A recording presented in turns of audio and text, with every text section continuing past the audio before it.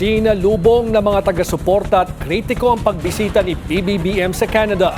Sa kabila ng mga nilagdaang kasunduan, di raw sila sang-ayon sa mga pinaiiral ng administrasyon.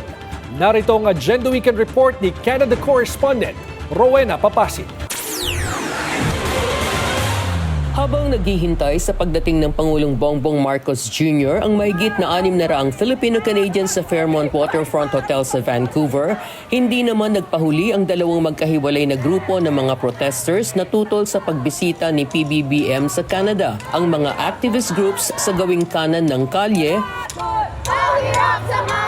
and here we are protesting outside the location to show him that he is not welcome. And this is one of our many protests that we've had in the last few days because, you know, we still find it important to show the people and Marcos and everyone in there that he is the #1 corrupt person. He is the #1, attacker of the people. at sa harap naman ng hotel ang mga Duterte supporters na miyembro ng Maisog Vancouver. Hindi raw sila naniniwalang magiging patas ang pagdinig sa kasong isinampa laban kay Senator Rodante Marcoleta. We're here kasi nagpoprotesta kami sa mga pangyayaring korupsyon at saka mga kabalbalan sa Pilipinas. So, it's our way also to support INC.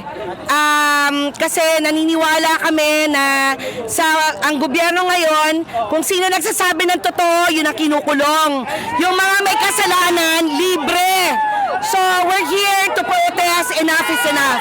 Hindi naman nagpahuli ang mga Marcos supporters na pumwesto sa mismong harap ng hotel. I came here to support our very own president and we're so proud of him because he really deserves to be our president and he deserves our respect, our support and everything. That's why we're here. Hindi lang para supportan, ipinapakita po namin ang pagmamahal at respeto kay BBM. Bilang presidente ng Pilipinas, kailangan natin siyang suportahan. At respect at all times. Bagamat maingay ang mga protesta sa labas, naging mainit naman ang pagtanggap kay PBBM ng Filipino-Canadians na dumalo sa pagtitipon. Nagpasalamat si PBBM sa mga Filipino-Canadians dahil anya sa mataas na pagtingin sa kanila dito sa Canada. Ibinalita niya na inilapit na niya mismo kay Canadian Prime Minister Mark Carney na kailangang bigyan prioridad ng Canada ang pagkilala sa credentials ng mga Pilipinong dito na naninirahan. The recognition of your professional licenses and credentials is of utmost importance. Nabanggit ko po ito sa Prime Minister. Practitioners are required to hold the appropriate license or certification in accordance with Canadian standards.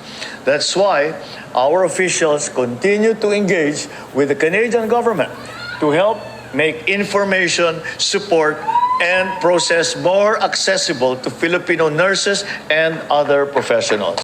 Sa harap nito, hinikayat rin ni PBBM ang mga Pilipino na tiyaking kaya nilang sabayan ang mabilis na pagbabago sa teknolohiya. Umaasa din ang Philippines-Canada Trade Council na malaki ang maitutulong ng naging pagbisita ng Pangulong BBM sa mga Pilipino.